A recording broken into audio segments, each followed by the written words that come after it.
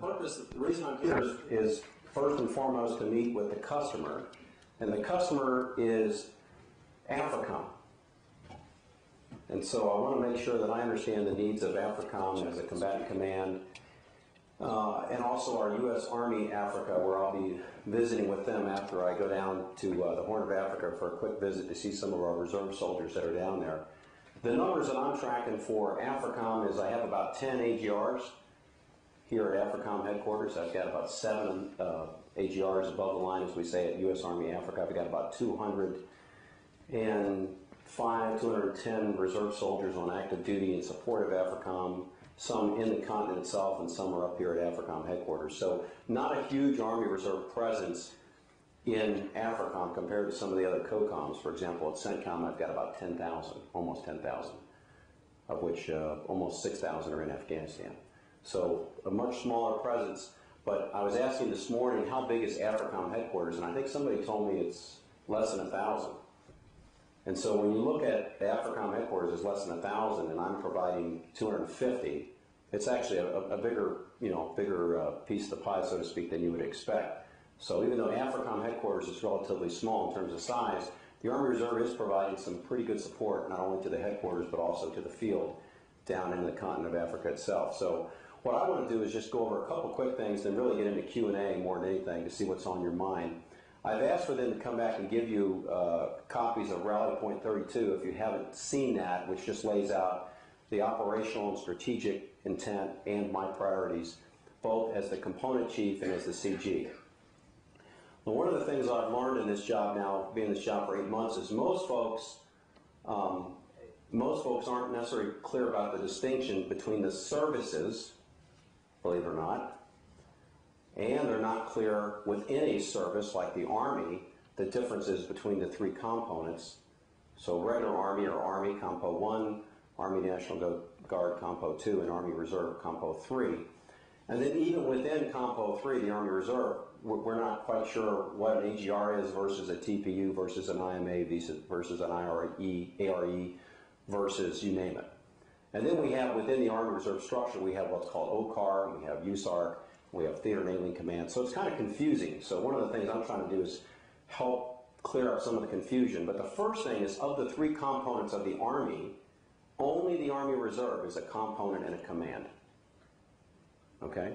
So Compo 1, which is our Army, regular Army, the CSA, General Odierno, is the chief, but that's not a single command. And as the chief of Army Reserve, I'm a staff officer. Okay? So it's okay to be a staff officer or staff NCO. And I report to Secretary John McHugh, Secretary of the Army, and to General Odierno, the CSA. But I'm also the commanding general for the Army Reserve Command. Compo 2, which is the National Guard, there is not one National Guard, there's 54 Army National Guards. And so you got to think about which one you're talking about. Oregon National Guard, Kentucky National Guard, and everyone reports to and falls under the authorities of a governor of a state.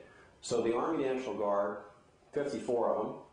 The Army, 1 compo, lots of commands. The Army Reserve, a single command and a single component. So it makes us very, very different. And then our structure of the Army Reserve, which this may or may not surprise you, is we are made up of predominantly combat support, combat service support, and so we provide that daily support for contingent and combat support to the Army and to the Joint Force. It makes us very different than, say, the Army National Guard, which is a miniature version of Big Army, because they have brigade combat teams and maneuver divisions, etc. We don't. We're CS and CSS. So we are a complementary force to the Army and to the Joint Force. The other thing that folks don't realize is, as a command and as a component, the Army Reserve is embedded in every ASCC, Army Senior Service Command, and every COCOM in the world. That's not true of the other units. So that makes us very, very different. The other thing is, as the Commanding General Army Reserve Command, USARC is the 2nd largest command in the total Army. Only General Rodriguez, soon to be your new boss here, who commands Forces Command, he has the only command bigger than mine in the total Army. And I'm part of his command. U.S. Army Reserve Command reports to General Rodriguez ForceCom. So a couple of things. U.S. Army Reserve Command, 2nd biggest command in the total Army, 2nd largest operating budget, $9 billion.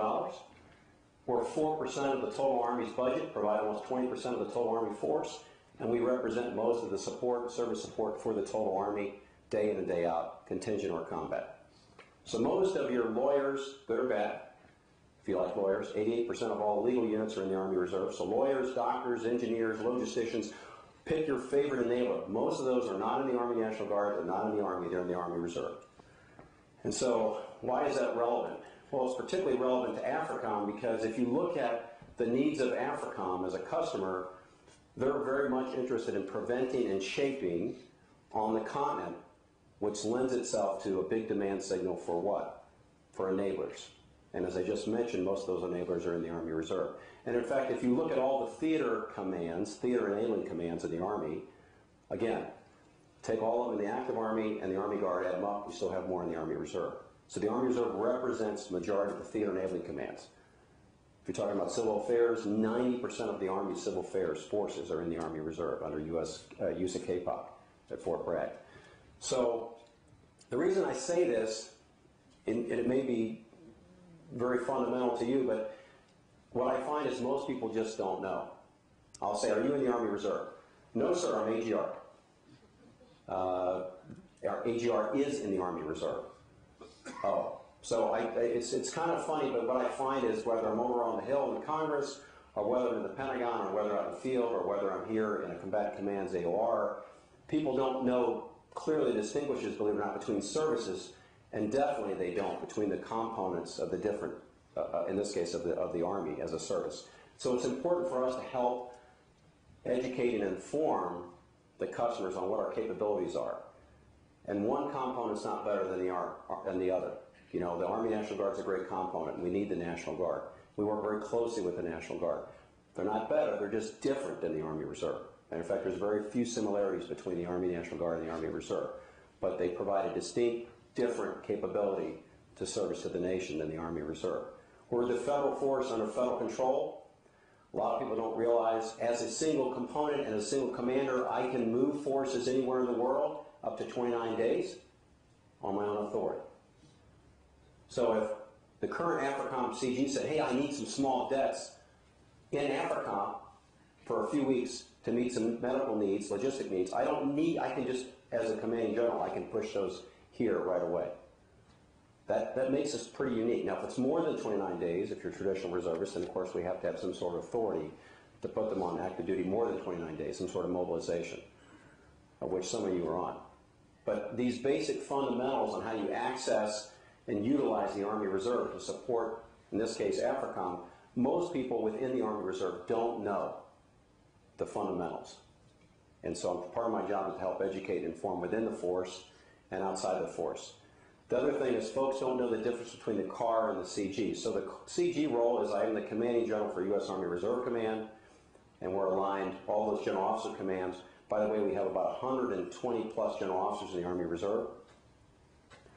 If you were to rank the Army Reserve Command as a private sector organization, we're about between 22 and 23 in terms of size and scope. That's how big the Army Reserve is. And so one of the things that I'm constantly getting surprised is everywhere I go, there's always lots of Army Reserve folk there that I didn't know they were there. I'm not sure I know what they're doing. I'm not sure anybody else knows what they're doing because they're doing just good heavy lifting every day and they don't look for praise. But one of the things that I've discovered is you can't go anywhere in the world and not find Army Reserve soldiers somehow in charge or leading the effort, regardless of what it is. Because again, U.S. Army Reserve Command is under Forces Command, but guess what? The Army Reserve assets I have aligned with AFRICOM are not under Forces Command, are they? I also have almost 4,000 soldiers in line with PACOM, U.S. Forces Korea, NORTHCOM, SOUTHCOM. So it makes us a little different. So hopefully we'll get to talk about some of those differences. Again, not better, just different. So what I wanted to do is just tell you a couple things that I'm focused on, and I know I'm sure you're going to want to talk about some of the stuff that's going on in D.C. that has an impact on your life. But first off, in terms of full-time manning, let me just talk about how important full-time manning is. The Army Reserve, like a lot of our reserve components, most of our force is traditional reservists. So what does that mean? That means most of them have a civilian job outside of their Army Reserve job. And I can see some of those traditional reservists are in the audience here that work obviously for AFRICOM in their civilian capacity. But most of our Army Reserve work for the private sector. And so here is something that's really unique to the reserve component and very important to remember. Who keeps the Army Reserve sharp in terms of their engineering skills, their legal skills, the logistic skills, their medical skills? Most of the doctors are in the Army Reserve, civil affairs. It's the private sector. The private sector pays to keep you sharp in those skill sets.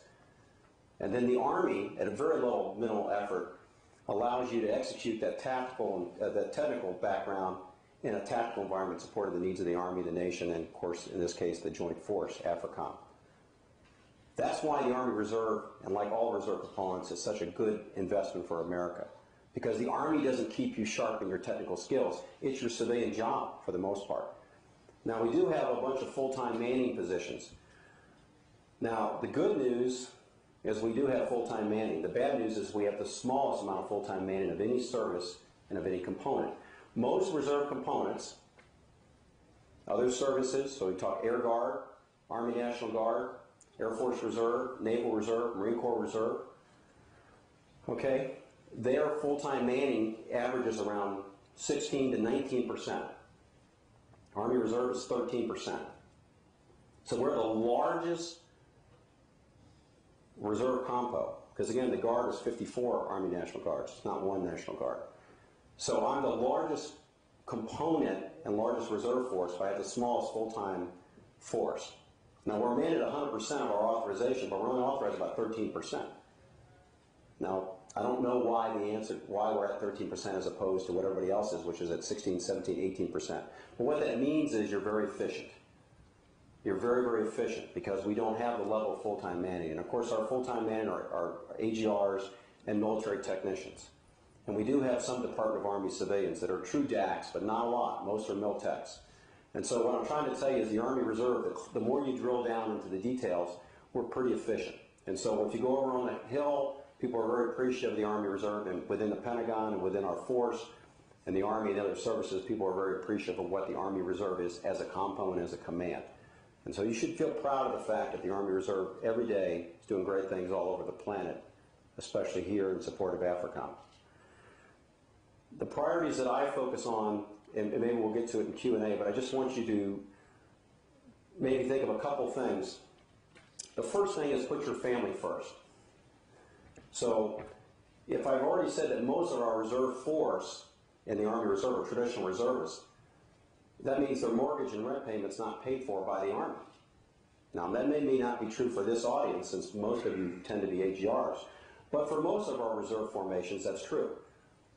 But regardless of whether you're full-time pay status as an AGR or less than full-time pay status as a traditional reservist, put your family first, and then put whoever pays your mortgage payments second. Okay, so if you're a traditional reservist, put that civilian employer second. Because if you want to stay in the Army Reserve long term, you're not going to be able to do that if those first two are get out of balance. So you got to keep that family first, you got to keep whoever's paying your mortgage payment second. Put the Army Reserve third. It's okay. So if you're AGR, it may be that the Army Reserve becomes second priority. But don't ever put it first priority in your life, because then your life will be out of balance and you won't be able to serve the Army Reserve and the Army the way that we need you to. And so think about that. Make sure that when you're thinking about that, you're allowing the same flexibility to the folks that report to you and work for you. Because what we're looking for is we need to be a little more flexible as we grow our mission requirements, or as we continue to support our mission requirements with what's probably going to be a leaner Army as we talk about. I'm sure we'll get into force structure changes in just a minute. So I guess what I want to say is thanks, part of the command team, for being here. We got Command Sergeant Major Lambert, we got Command Chief Wilson. You probably don't know how we're organized, but at the Pentagon we have the Office of the Chief of the Army Reserve. So there's the CAR, and then there's the Deputy Chief Army Reserve, the DCAR, and then there's an ACAR, which is an SESer. And those three folks kind of maintain the strategic functions and initiatives coming out of the Pentagon. And then we have a bunch of folks that help them do that, called the OCAR, the Office of the Chief of Army Reserves at Fort Belvoir. Some of you probably, many of you have served there. Okay, the purpose of OCAR, so you can write this down, because people say, what's OCAR do? OCAR's job is to help me execute the statutory requirements I have as the Chief of the Army Reserve. In the Army, there's only 2 officers that I'm aware of that have a statutory requirement. by their position. The Chief of Staff of the Army and the Chief of the Army Reserve. And the CAR is the only one that's a commander by statute. And so my OCAR helps me execute statutory requirements to the Congress, through the SEC Army and the CSA to the Department of Defense, and then they transmit those requirements. So, for example, your combatant commander is working on his posture statement right now, right? He just finished it. He's going to go over and testify before Congress. The Army Reserve does a posture statement. So will the Chief of Staff of the Army for the Army. My posture statement gets communicated to the SecDef, just like the AFRICOM combatant commanders does, and then it'll go over to the Congress, and then I will generally be expected to testify to the Congress on the State of the Union, so to speak, for the Army Reserve. So that makes it a little bit different. So the OCAR's job is to help me execute those statutory responsibilities. And the reason that's important is because in this job, the staff job is more important than the command job. Because if I fail to execute responsibilities as the chief, you don't get resourcing. So we don't have money, we don't have force structure, and we're not able to execute. The CG hat is the fun hat. That's just being a commander at another level. And that, of course, is the U.S. Army Reserve Command out of Fort Bragg, North Carolina. So I go between Bragg and the Pentagon and Fort Belvoir, excuse me, I've got a cold, to try to basically synchronize the strategic responsibilities of the chief, but also the operational and tactical requirements we have as a command within the Army. And here's the challenge. Where do you fall in? So there's a question. So if you're an AGR assigned to AFRICOM, are you part of USARC or part of OCAR? Who wants to take a shot at that question? I said both, sir. Okay, somebody said both. You're certainly a member of the Army Reserve, but as an AGR AFRICOM, do you belong to a unit that directly reports to USARC? No. No. But does OCAR have clear visibility on your reporting requirements? No. So one of the challenges we have is you're part of the Army Reserve as a component and as a command, but the way that you're organized here at AFRICOM is the way you would be at other combat commands, is you don't direct report to USARC, so we don't know what you're doing. And you don't report to OCAR, so we don't know what you're doing. Okay? And so one of the things you'll sometimes hear is, well, those AGRs out there have gone native.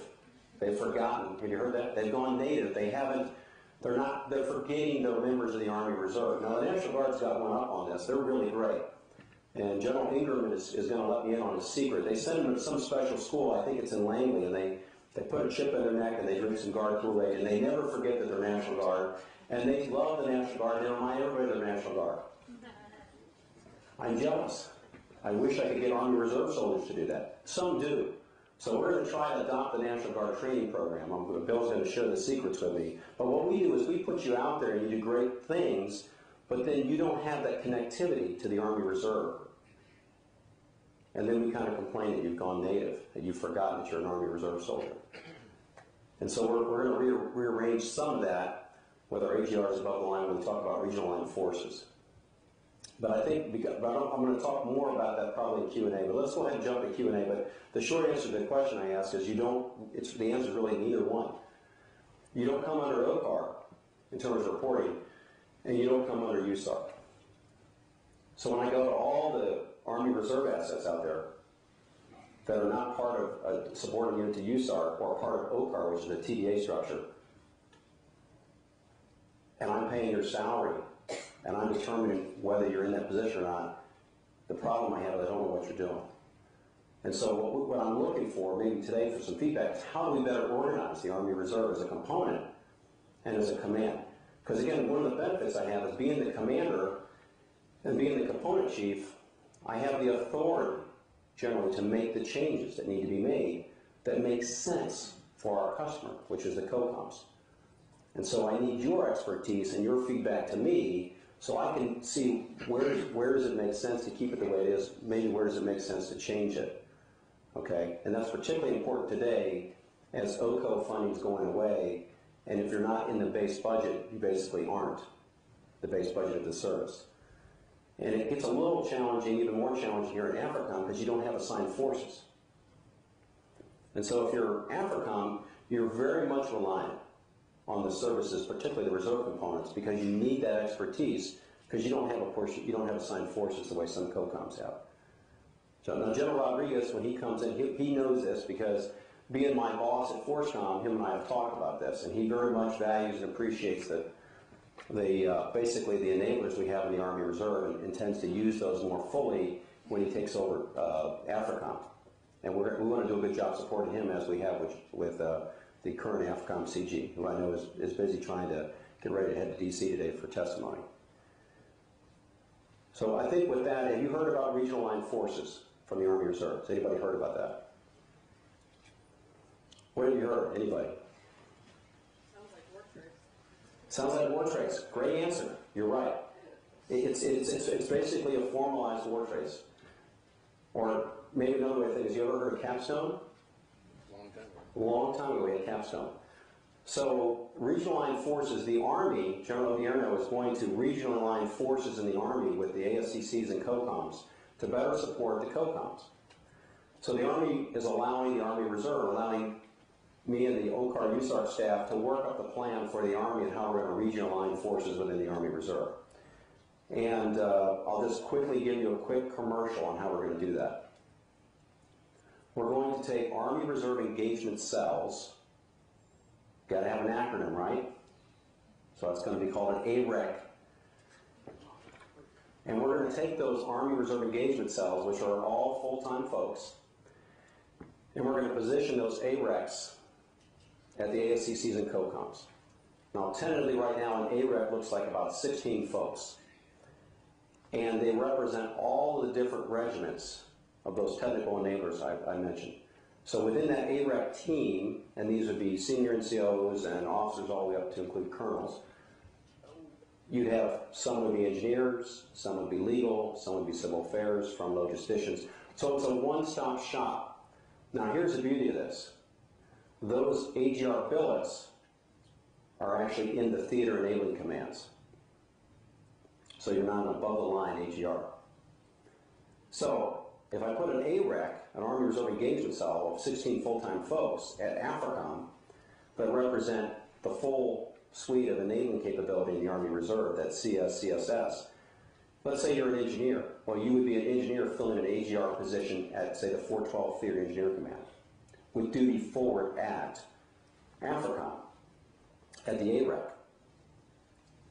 Now, as you're working as an AREC, communicating with the J5, the J7, any element of the AFRICOM staff, what you've got is you've got a direct reach back to the Theater Enabling Command in the States. So if you're a civil affairs guy, you're reaching back to UCK pocket, Fort Bragg. If you're an engineer, you're reaching back, in this case, it'd be the 412 Theater Engineer Command. If you're a sustainer, you're reaching back to, I think it would be the 76th, I think it'd be the 76th in California, or the 377th. I'm not sure which one they have aligned here. But the point is now you have that staff that's very robust, that can provide you with all the subject matter expertise on that type of skill set you're looking for, whether it's medical, legal, engineer. And now you're better able to support the AFRICOM in training exercises and contingent missions on the ground, putting together packets for 12304 Bravo, if you're not familiar with what that is, which is how we can involuntarily mobilize Army Reserve assets and bring you on active duty to support a non-combat mission, i.e. activity in the AFRICOM AOR. So we think this is going to make us a lot more effective and a lot more efficient. And then I'm going to put a one-star Army Reserve General in charge of that, who will report to the Deputy Commanding General for Operations and Support back at Bragg. And you will be embedded and support the COCOM, but you won't be assigned to the COCOM. Now, why would I not assign you to the COCOM? I'm working it out so you'd have there'd be some Raider, senior Raider responsibilities, and we have certain positions that would be broadening, i.e. joint credit. But why don't I want to just take the whole organization and give it to the COCOM? Yes, sir. Because too often the active duty personnel forget that Guard and Reserve personnel on their staffs are force multipliers, and they decide to use them as a staff officer, and you lose your ability to be a force multiplier. I wish I had paid him to say that. That's perfect. And I don't know your name, sir, that was well said. It's Mr. McCall, sir. I manage the contingency requirements for command. There you go. You're right on the money. Exactly right. So here's the idea. If you've got an AGR major, his name's Smith, and he's in an AGR above the line, all I know is Smith gets stuff done. And I got lots of stuff that needs to get done. I don't care if it's reserve stuff or not. Smith's going to get it done. So I'm going to task Smith to do all this stuff. So pretty soon Smith's working 24/7. He's not doing anything associated with Army Reserve. But who pays the AGR salary? Not the Army and not the COCOM. The Congress gives me the money to have those positions in troop units in the Army Reserve. And for every AGR above the line, that's a vacant position in a troop unit. And so what I want to do is I want to provide more capability to the COCOMs and AFCCs, but more integrated, more efficient, and I want to make sure that they're representing reserve equities.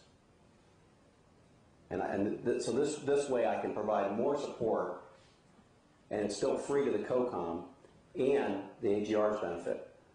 And so anyway, so I think what we'll do now is, because I want to make sure we get Q&A, and let's swing over to questions and answers or comments in general, because I'm sure you have a lot. They may get around sequestration, continuing resolution, furloughs, or they may get to force structure, or they could be about anything you want to talk about.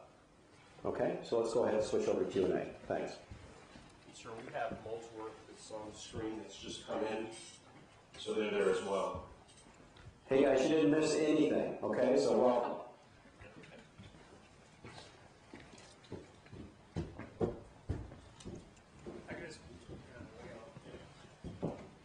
Yes, sir. Tim Byrne here at AFRICOM, or Captain Byrne once a month down here.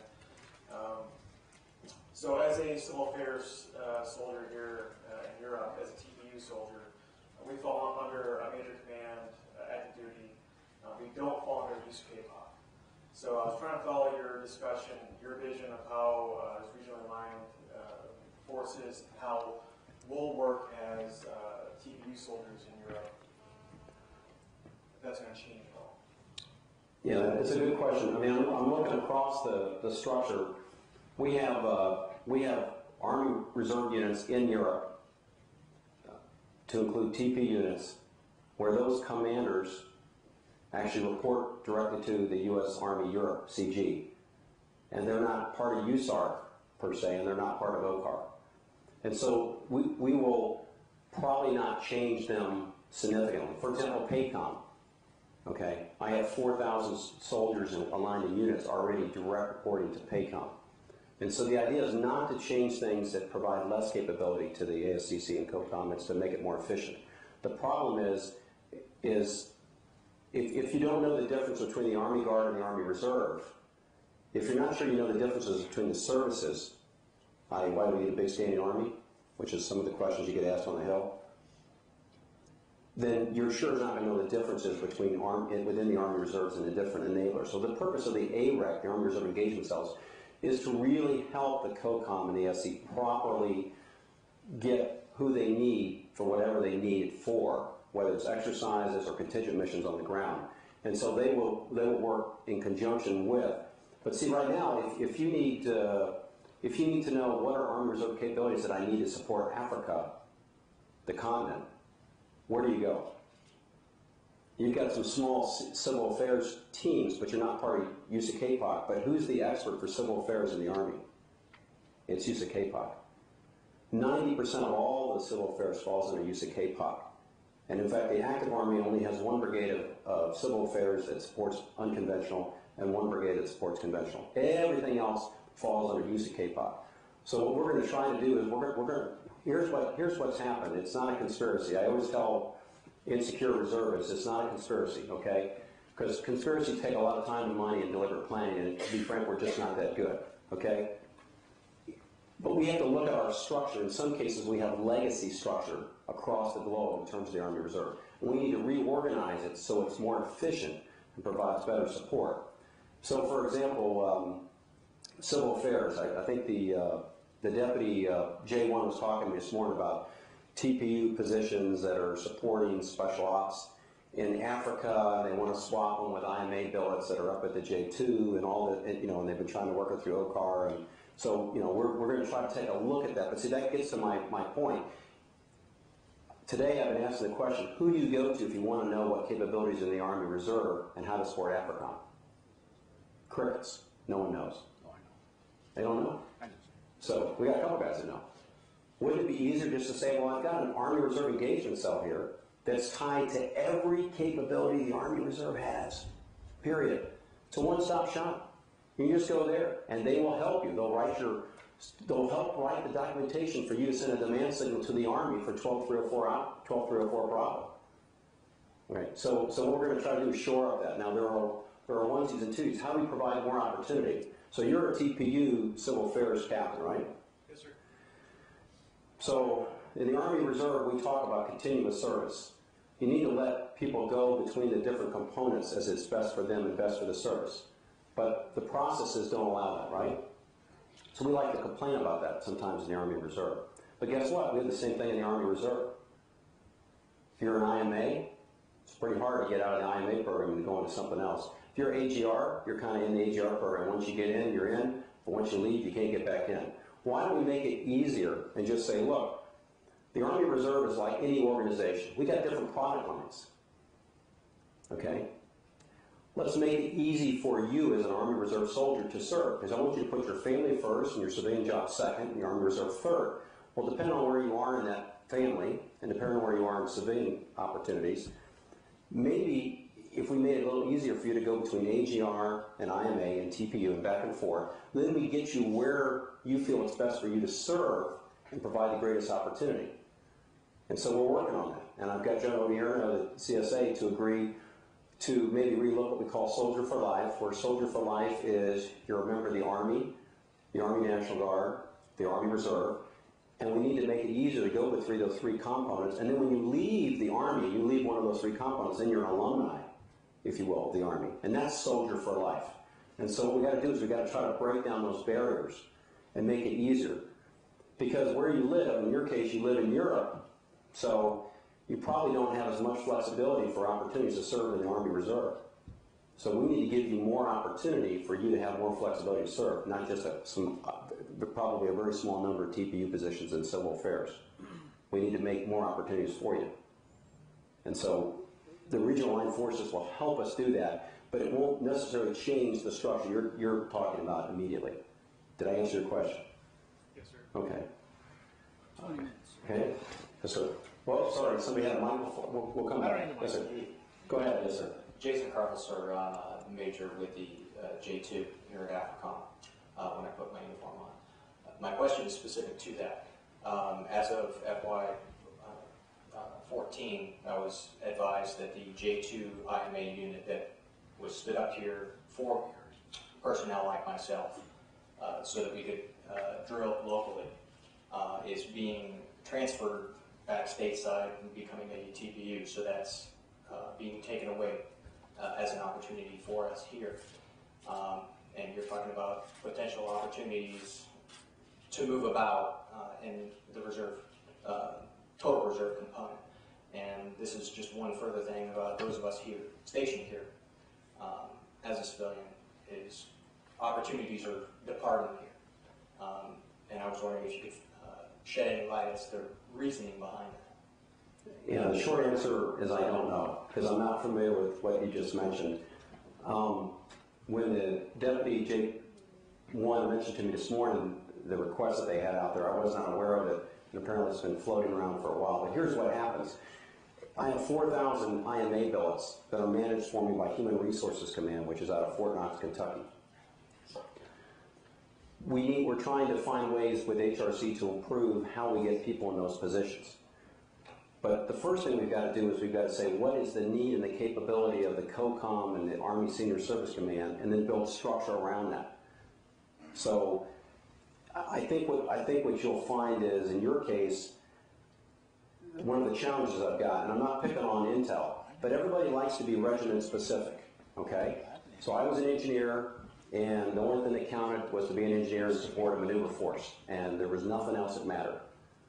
In fact, I'm not sure I could acknowledge there was any Army other than being an engineer and a maneuver unit, because who else cares, right? And then guess what? Everybody else thinks the same way. You got people in MI, and if they're in the Merc, that's Mecca, and everything's MI and everything's MI, and that same thing logistics, and guess what? That's bad. That's bad. we've got to provide opportunity for, as you go up, to serve across the regiments, to get broad into joint and get experiences outside of your own field. In my case, it was General Casey telling me, you're a tired old leader, we're going to make you a broader leader, we'll send you a training command. In which case, at the time, I thought I was being punished. But in fact, it was a great assignment for me. So what we're trying to do is go back to those regional line forces. What we've got to say is, what's the right structure that we need?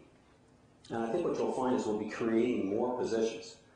Because I have the authority to create, at least I think I do, TPU positions. Okay, and so if I looked at AFRICOM, and I said, let's look at the structure we have from TPU land, and how do we grow some TPU structure that, one, we think there's a need for, and secondly, that I think I could actually fill those billets. Because the hardest part about being in the Army Reserve is manning the force. But IMAs would be easy. So what we ought to be doing is looking at you and saying, okay, what opportunities are out there for you? And it may be that you may, for a short period of your career, take an IMA billet that could be in U.S. Army Europe, but not AFRICOM, and that gives you an opportunity. But at the end of the day, what I don't want, and you may not like this answer, is I don't want you to spend your whole career in one stovepipe. One regiment, all IMA. One regiment, all TPU.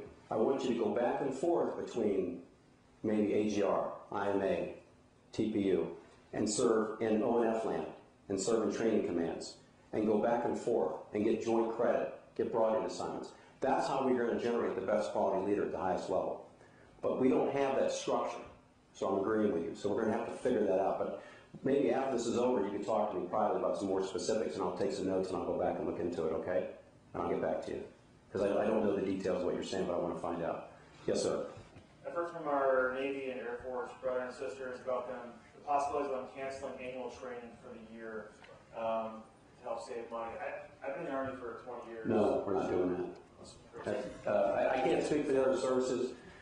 What I can tell you is sequestration, which has gone into effect, I'm going to have to provide to the Department of Army about $289 to $285 million.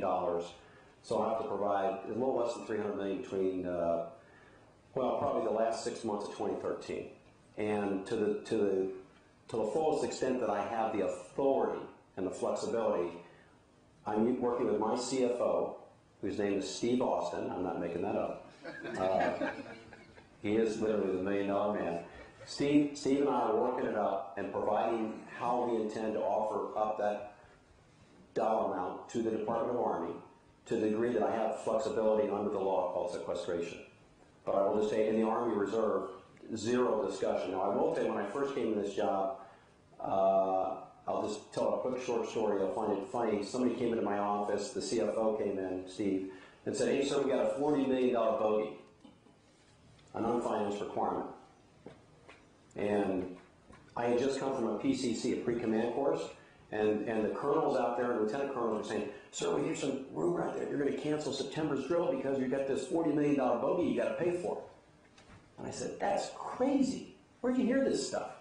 And then I went back to the Pentagon, and like 2 days later, the CFO came in and said, sir, we got this $40 million bogey, and one of the courses of action we're thinking about doing is canceling September's drill. Huh? That's stupid. We're not doing that. Only in the federal government can you be 40 million down at 10 o'clock in the morning and be 40 million up by 6 p.m. that evening. Oh, we were 40 million up by that evening. So part of it is the way that the government reports money, and you have money that has more than 1 year life. But there is no plan to cancel battle assemblies. There's no plans to reduce the annual training that's authorized. Now remember, 29 days of annual training is not guaranteed to every reserve soldier. That's by exception, but certainly 14, 15 days annual training. So there's no, I've already figured out where I'm getting that money from. A bigger question will be is if the chief asks me to cut force structure, which he might, and then the question is where will I cut force structure? But there's no danger of us not providing fundamental battle assembly pay and annual training, not in the Army Reserve. Question over here, I think, sir. Sir, it's not necessarily a question, it's a comment. In reference to like what Mr. McCullough was just talking about, I'm a TPU soldier. I've been mobilized since almost 2006. Was deployed. My RFF was cut. I was by name from ForceCom, and I actually worked for ForceCom before I deployed this last time. AFRICOM was nice enough to finish out my remainder of my deployment for me. And I was cross-leveled, that term that we use. I was cross-leveled to a TPU unit for that mobilization, put in a derivative UIC, and then mobilized downrange. Came back, and there's 3 of us still remaining in that derivative UIC. I'm in an overstrength position in that derivative, and I've asked to go to the IRR so I can help Mr. McCall out with the position. My packet's been with that unit for 40-something days. And what I think, in my opinion, as a leader, is that there's a lot of paperwork that has to go into that. You have to get a commander's counseling, a 4651R. You got to get your career counselor to counsel you, and then there's like 3 or 4 different memos you got to write, and then it's got to go up through the chain of command. Battalion, the brigade, the RSG, and so forth. And I don't even belong to them. Plus, I don't even actually count against their end strength because I'm an overstrength position, and they actually want me out of that position. So I don't understand what the systemic problem is to make that paperwork get processed quickly. I think it's because you got so much paperwork to do. Instead of just, you remember you used to just do a 4651R, right. Commander interviewed you and then they released you. So I'm just an example of that. Well, also maybe give me your particulars after, and let me look into it and see. I don't have an answer for you, but what I will say is it shouldn't be hard. Now, the bigger question is why do you want to go in the IRR? A lot of people don't understand. I don't actually own the IRR. As the chief of the Army Reserve, I mean, I get lots of calls from people in the Army National Guard, and I have to tell them, look, I don't own the IRR. HRC, Human Resources Command, which reports to the Howard Bromberg, who's a 3-star, great officer, who's the Army G1, they own the IRR. And so, but the unit would have to, I'm sure, facilitate the transfer from the TPU land to the IRR. And it shouldn't be that hard, so I'm not quite sure where the resistance is, but I'm pretty sure I can fix it. Hello? Well, sir, I was assigned to the FAL, Force Comm Augmentation Unit. Okay. Come off active duty in March of this past year. Went back to my civilian job. I worked for the state of North Carolina. I was involuntarily mobilized June of 2012. But laterally transferred from the FAL to this unit. Okay? Then I deployed, went downrange. My RFF was cut by CENTCOM, and I had to demote. But in the process of my demote, Mr. McCall reached out, was able to keep me on because I have some family things I needed to stay on active duty for. So I've never really actually been to that unit except to fill their requirement that USARC had to mobilize and deploy. So the reason I want to go to the IRR is because I will not go back to the FAL in my position because of what my branch is, because it's filled now. And for me to actually continue on with AFRICOM, I either have to become an IMA or I have to become an IRR soldier.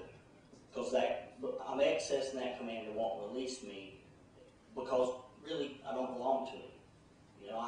I'm not a regular TPU drilling soldier.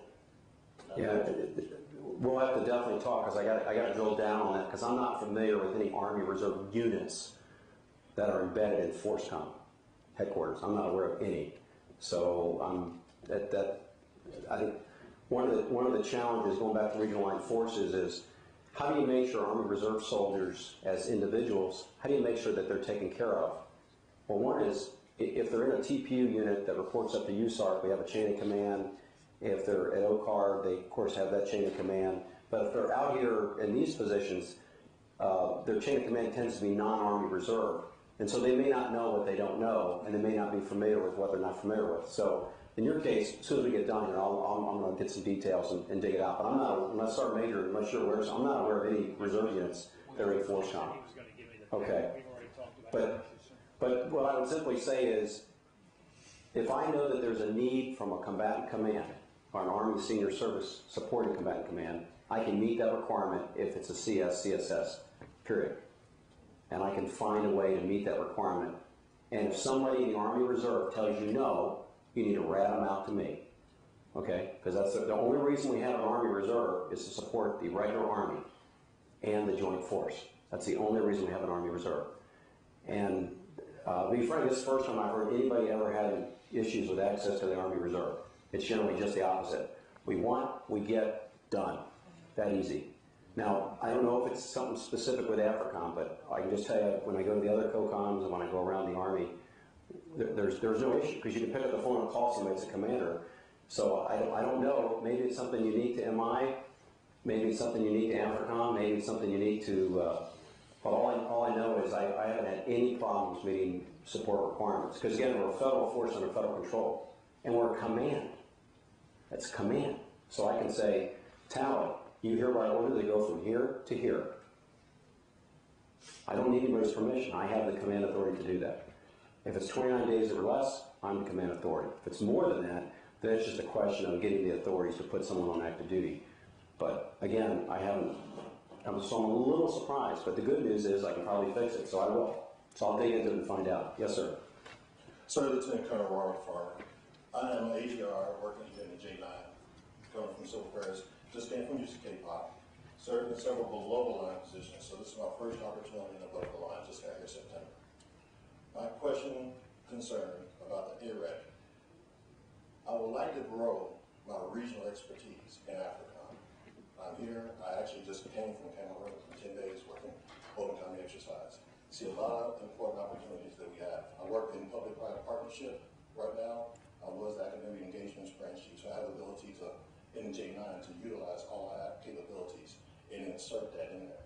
And there's a lot of room for all the reserves, more than just the civil affairs. My question is, a memo came out, said that we will in the future have up to 36 to 48 months to serve in this above the line position, and then have to go back to basically the lowest level position I can serve in at my rank, other than being board for a commander. With the AREC coming up, that means I only get 48 months maximum time, if I get all 48 months, to serve in AFRICOM, learn Africa, become kind of regionally focused for the first time throughout my 25-year career, and then leave and probably go to UConn or somewhere else if I want to continue to stay here. Can we grow regional expertise? Will we be able to grow the civil affairs and other reserve branch regional expertise in AREC for not just the lieutenant promotables who are exempt, but everybody who's below lieutenant colonel promotable, for the NCOs and officers who are still in the air? Sure, good question. I'm not familiar with the memo you're talking about, so I'm not, so if you've seen a memo that says that, I'd like to see it. The only thing I'm familiar with is I pay the salaries for all AGRs. And so AGRs that are assigned to OCAR, USARC headquarters, and HRC, there is a memorandum that I wrote to the CG of HRC saying what is already de facto Army policy, which is normal time on station is 36 to 48 months. And so after you've spent 36 to 48 months time on station at OCAR, USARC, or HRC, your next assignment cannot be at OCAR, USARC, or HRC. It can be in the same geographical area, but it can't, so what we don't want is, the reason we have an Army Reserve is to provide accessible, ready to train leader soldier units to the regular Army, not to permanently staff headquarters DA or other organizations. And so what happens is some people will work the system and stay at OCAR a long time, and USARC a long time, or HRC a long time. And then they'll say, why did they get promoted? Because you're not marketable. Being in the Army is about being in the Army and staying in a fight. It has nothing to do with geographical location. It says you can't go what some call the Golden Trough or the Golden Triangle. You can't go OSARC, USARC, HRC. And then we complain that our AGRs aren't competent leaders, but they never had a chance to command everything. Well, part of it is because we're letting go OCAR, USARC, HRC. So the policy letter simply says what was already in effect from the Army, which is if you're at OCAR for 48 months, your next assignment ain't going to be at USARC headquarters, or it ain't going to be at HRC. Guess what? It's going to go back down to the field, because that's what the Army is about. Now, it could be in the same geographical area. I mean, you could theoretically stay at Fort Bragg a long time, or National Capital Region. You could go from the MERC if you're MI. You know, it has nothing to do with location. It's OCAR, USARC, HRC. Okay? So, and it has nothing to do with combatant commands. But what it is we had people that were homesteading. And what I tell people, and they may not like it, is if you want to stay at one place for a long, long time, longer than what the Army would consider a normal tour, 48 months, don't be in the Army. Be a Department of Army civilian. Be a private contractor. But if you're in the Army or the Army Reserve, the purpose is for you to actually be in a unit. And so you can't milk a 20-year career at OCAR or at USAR or HRC. And the good news is we don't have people doing that. But there was some evidence statistically that we had more people doing it than we should have. And then we would complain that they're not good leaders, they haven't, So what I'm trying to do is just say, look, you're either a soldier or you're not. And I want you to be as marketable as a soldier as you can. So the other thing I'm trying to say is, what we got to do is just doesn't matter what your pay status is, whether you're full-time or less than pay time. Best person gets the job. So if you compete for command and you get selected it, and more AGRs get command than TPUs, shame on TPU, get with the program. But it's about OCAR, USARC, HRC, and not homesteading at those organizations, not location. Okay? So, it sounds like you don't have anything to worry about. But I will say when we get to Army Reserve engagement cells, remember the AGRs above the line are being paid for by me. And if so, you're doing great, wonderful stuff at AFRICOM, and U.S. Army Africa has nothing to do with Army Reserve. It's okay when it's a land of milk and honey, but when I'm paying for it, Congress says, Jeff, those folks are supposed to be in your units. Not at AFRICOM, not at U.S. Army Africa. So I've got to pull most of those folks back down. Now, the story I give, and I want to take the time to tell this, despite getting the hook here, is if you command the 82nd Airborne Division, HUA, and they say, hey, 82nd Airborne, Federal Force Under Federal Control, chop 5,000 soldiers to 10th Mountain, climb to glory, special mission. Federal Force Under Federal Control, Army strong. 5 years later, you ain't got them back. Then the Army comes down and says, cut 5,000 more to 25th Infantry Division, Tropic Lightning. You say, Federal Force Under Control, Army strong. 5 years later, you got them back. That is what we call AGRs above the line. Okay? Now you have a hollowed 82nd Airborne Division, who is very low in P readiness. That's why I have the Army Reserve as a command. So I can't let the Army or anybody keep all these AGRs above the line when Congress gives me the money, because when you're General Rodriguez and you say Talley, I got a guy right here telling me, hey, you're not meeting the requirements I have in theater. I'm failing, and he's my customer. I can't afford to fail my customer. So I have to, some of them we'll keep some of them above the line, but they will be by choice of the Army Reserve to best support the COCOM and the AFCC. We'll make them broadening assignments, but I was being told by the deputy G1 this morning what the Guard does, which again, I'm not trying to brag on the Guard, but hey, if they're good, they're good. They have a requirement that says if you're an AGR above the line for the National Guard, 75% of all your time at AFRICOM better be doing Guard stuff, or we're yanking your slot. What a great idea. So we don't do that. We just let them do whatever, and then at the end of the day, I'm paying the bill. So what I've got to do is I've got to provide support to that COCOM. So what we'll do is we're going to pull about 56% of the AGRs above the line and pull them back down below the line. The ARECs allow me to keep them below the line, still keep them there to provide that regional support, and get them some broadening, some joint credit. You see where I'm going with that? So somebody gave you bad info on the memo. I wanted to check to see if anyone at Molesworth, since they're kind of behind you, any questions? Do you guys have any questions? Hi, sir. Can you read me here? Lean Charlie. Great. So this is Major Bell. I just had one quick question. You mentioned trying to make it easier in between, moving in between all the different things. That includes the regular Army, people moving from the reserve back to the regular Army. Did I take that correct? There was serious discussion with the CSA to do that. I've been approved for a pilot program to allow regular Army folks to come into the Army Reserve and back to the regular Army, and we're looking at doing it both ways. Historically, they've called it continuous service. I'm just calling it soldier for life. But we've got approval to do some pilot programs, and we're hoping to make that the case, because my argument is where you are in the total Army should be what's best for you and for the Army, not because you got trapped in any one component. So we want to have a little more flexibility as you go between the compos. The CSA supports that, the challenges is allowing having processes that support that. So you're going to see more probably multi-compo units. You're going to see some pilot programs that will be implemented shortly. I think the regiments of engineers, legal, medical, and maybe MI have signed up for it. And that'll be allowing regular Army folks to come into the RC, particularly the Army Reserve, and then back. And then hopefully we'll be able to work a system to do it the other way. And this will not be AGRs. This is, just reserve regular Army folk.